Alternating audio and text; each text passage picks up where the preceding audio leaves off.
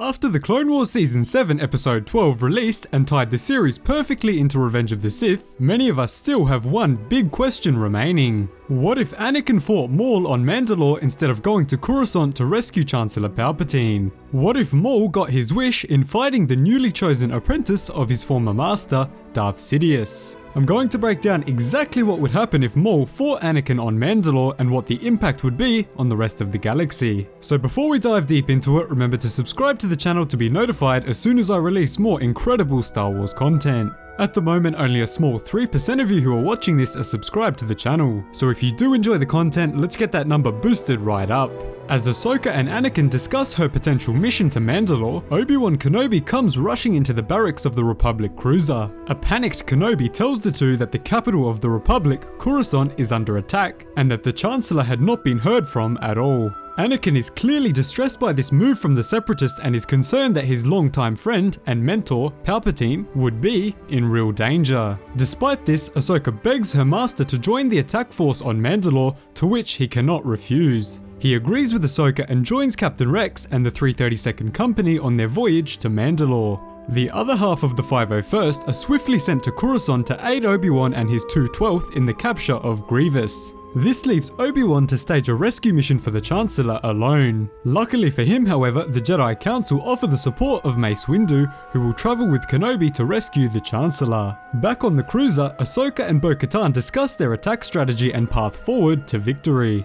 The group eventually come to the decision that Ahsoka and Captain Rex will lead the 501st Legion in the liberation of Mandalore against Maul's Mandalorian super commandos, while Anakin will take an elite unit of clones to personally confront Maul and capture him for return to the Jedi Temple on Coruscant. These elite clones are not ARC troopers, however, and they have worked with Anakin on major missions in the past. They are instead the Bad Batch. Anakin makes a transmission to Hunter, who is leading his men on a rescue mission on the remote world of Stujon, which happens to be the homeworld of Obi-Wan Kenobi.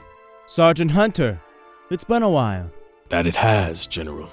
Pleasure serving with you on Skako Minor. Despite struggling with horrific storms and rain on the surface of Stujon, Hunter is able to answer the transmission. After experiencing overwhelming success on Anaxis and Skako Minor, the Bad Batch gladly agree to help Anakin in his mission and are secretly excited to be facing a Sith Lord up close, or at least a former one. Hunter, Crosshair, Wrecker, Tech and Echo board their ship and jump into hyperspace, en route to meet Anakin above the surface of Mandalore. As Maul gets word of the incoming invasion, he orders his puppet, Prime Minister Olmec, to send a warning to the incoming Republic troopers. Anakin and Ahsoka's men ignore the order and continue their blazing path towards Mandalore. While the Bad Batch and Republic forces are making their way to the planet, Maul sends his super commandos into their attack positions and readies them for the biggest fight Mandalore has seen in 1,000 years. Rook Kast and Gar Saxon prepare to go head to head with Ahsoka and Rex's men, as Anakin mentally prepares himself to face the former Sith Lord, Maul. Ahsoka and Rex then touch down on Mandalore, driving their forces fiercely through the hordes of Mandalorian super commandos in hopes of eventually reaching the royal palace. While they are doing this, Anakin remains in orbit of the planet awaiting the arrival of the Bad Batch. After only moments of waiting, the Bad Batch emerge from hyperspace and dock with Anakin's cruiser. As the crew make their way onto the bridge of the ship,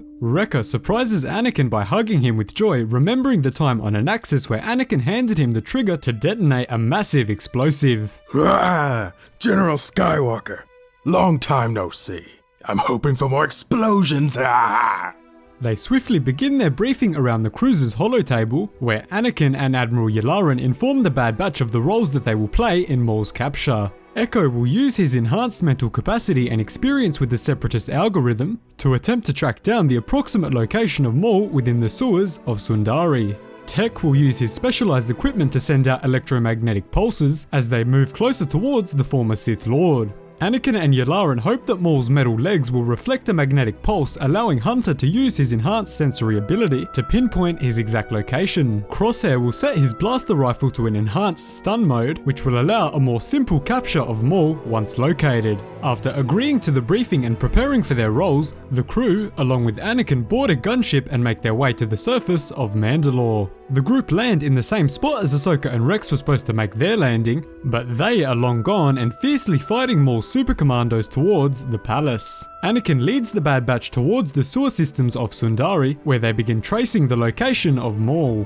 Echo's analysis of the tunnel system gives the team a basic idea of the direction to travel in, and Tech begins to release electromagnetic pulses from his tracing equipment. At first, they have very little success in tracing Maul's location, but after hours of searching, Hunter senses an electromagnetic pulse reflecting from the metallic legs of Maul. Pulse out.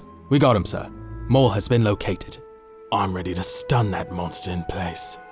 Anakin sighs a breath of relief, finally tracking down the dark presence that they have long been searching for. Back on the surface, Rex and Ahsoka's 332nd Company are having great success in beating back Maul's super commandos, forcing Gar Saxon and Rook Kast to retreat their men to a final defense of the Mandalorian royal palace. They know that if the palace falls, the war could end and they would be harshly defeated. Another awesome thing to note is that because the clone trooper Vaughn is not fighting in the tunnels of Sundari, and instead, on the surface, he has survived the encounter up to this point, unlike the original timeline where he dies. So if you're a big fan of Vaughn, leave a comment down below. While following the traced signal to Maul, Anakin begins to further strengthen his relationship with the Bad Batch after an axis, even becoming very good friends with each of them. Above all, he respected their strength, resolve, loyalty, and willingness to fight. Make sure you remember this friendship because it will become very important towards the end of the story. After much time had passed, Anakin and the Bad Batch reach their destination, but they don't know it yet. Maul is watching Anakin's movements, hoping to lure him and the squad into the perfect position for an ambush. As Tech continues to send pulses from his tracking equipment, Hunter gets a firm hold on Maul's location and moves quickly to track him down. With Tech's enhanced vision, the group manage to reach Maul and confront him. The Bad Batch draw their weapons on the former Sith Lord, who is this time flanked by 10 Zabrak Night Brothers. These are not just any Night Brothers. These are the best warriors of the clan and from the village that Maul called home on Dathomir. This will not be an easy fight for the Bad Batch despite their incredible combat skill. As the Bad Batch focus on the Zabrak bodyguards, Anakin draws his blue blade and ignites it. Maul does the same with 2 crimson blades protruding from each end of his blade, emanating a strong glow. Maul unleashes a horrific Sith scream, temporarily severing Anakin's connection to the Force. This doesn't last long, however, as Anakin moves towards Maul and locks blades with him. The Chosen One and the Phantom Apprentice fight a fierce duel as the Bad Batch prevent the Zabrak bodyguards from protecting their master. Despite being in such close quarters within the sewers of Sundari, the Bad Batch utilize their abilities to ensure that they have the ultimate advantage over the Zabrak Night Brothers. Crosshair is able to stun 3 of the Zabrak warriors, while Wrecker is able to overwhelm their attacks by charging into them with extreme force. This is to be expected from Wrecker, he's such a cool character. Anakin clearly has the upper hand on Maul as he is the vastly superior force user and lightsaber duelist. Maul taps deeper and deeper into the dark side just so he can stay in the fight and continue to survive. Anakin has multiple chances to kill Maul, but his orders are simply to capture him and bring justice at the Jedi Temple on Coruscant. As Anakin clearly has Maul on the back foot, the Bad Batch decimate their Night Brother opponents, killing each one of them before turning their weapons on Maul. At this point, Maul is clearly defeated with the Bad Batch and Anakin surrounding him from every angle. Maul locks his glowing red blade with Anakin's but is unable to overpower his sheer strength in the Force. Unknown to Anakin, Palpatine is sensing the ordeal take place on Mandalore and is tapping into the Force to use the situation to turn Anakin to the dark right then and there, while Dooku is still alive. Anakin forcefully pulls Maul's saber from his hands and drops him to his knees. He is about to direct Hunter to place electrocuffs on Maul, but a voice enters his head. Do it, Anakin. Kill him now. Anakin hears the voice of Palpatine in his head and ponders on the decision. Moments later, Anakin also hears the voice of his future. Don't do it, or this will be your fate, Anakin. Anakin is completely torn and the Bad Batch are confused at what is happening. Anakin crosses his blades over the head of Maul just as he did to Count Dooku in the original timeline. While contemplating this tough decision, the voice of Palpatine again enters his head. I can save the one you love. Sidious is not the solution to your problems. He will betray you. Carefully considering both voices, Anakin chooses the trusted voice over the unknown one. He chooses to take Palpatine's advice and brutally slices the head of Maul cleanly off.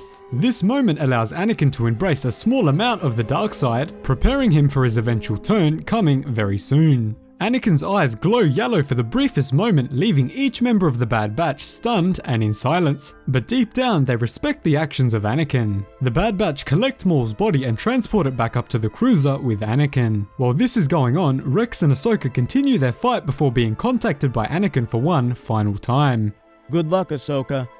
I'm counting on you. At this point, the rescue mission for Chancellor Palpatine is going more slowly than anticipated, with Kenobi still unable to board the Invisible Hand. Because Palpatine is pulling all of the strings anyway, he is able to stall for a full 5 rotations, just enough time for Anakin to return. Palpatine is stranded above Coruscant with Grievous because the Republic are blockading his escape, while the casualties on the surface of the planet continue to mount. This pressures Anakin into making a swift return to Coruscant, where the normal timeline will continue. Now in this timeline, Anakin's mission to Mandalore serves to build the relationship with the Bad Batch and give him a small taste of the dark side before his full turn. Skipping ahead to after Darth Vader's turn, where he is in the suit, Palpatine asks him to form a task force to continue hunting Jedi survivors. Anakin turns to the Bad Batch, forming Task Force 99, also known as the Scar Squadron. Despite Vader's great trust in the Bad Batch and Hunter's leadership, Palpatine insists that Vader place a different leader in charge of the group. The Scar Squadron now consists of Echo, Tech, Hunter, Wrecker, Crosshair, and is led by Sergeant Krill, a soldier hand-picked by Palpatine. And that is the story of What If Anakin Fought Maul on Mandalore. I'm going to make a part 2 to this video if you guys enjoyed it, to bridge it further to the events of Revenge of the Sith, and how the new fall of Anakin Skywalker would look. Be sure to subscribe to the channel to be notified as soon as I release more awesome Star Wars content. Thanks so much for watching. Cheers guys, hope you enjoyed the video.